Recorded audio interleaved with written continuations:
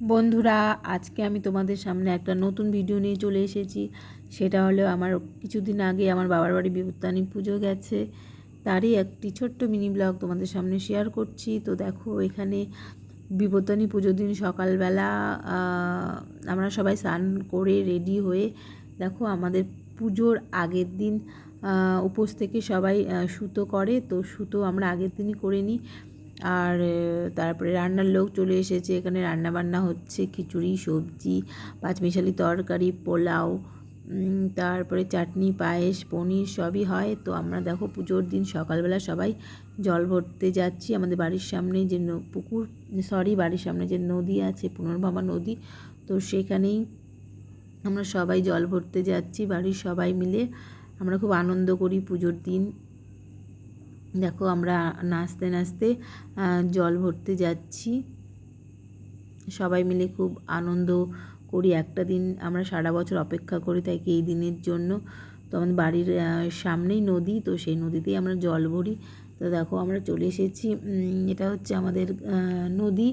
তো এখন খুব অবস্থা খারাপ, ভীষণই জল শুকিয়ে গেছে।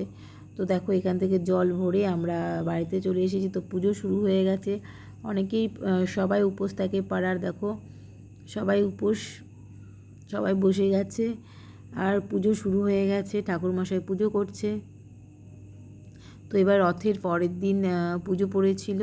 তো আমাদের বাবার বাড়িতে রথের পরের দিন যে শনি মঙ্গলবার হয়, তো তখনই বিপত্তারিণী পুজো হয়। তো এবার শনিবারে রথের পরের দিন যে শনিবার পড়েছিল সেদিনই পুজো হয়েছিল। তো আমার ভিডিওটা দিতে অনেকটাই দেরি হয়ে গেল। তো দেখো সবাই পুজোতে বসে পড়েছে। তো তারপরে পুজো শেষের পরে দেখো যজ্ঞ হচ্ছে, যজ্ঞতে সবাই বসে আছে।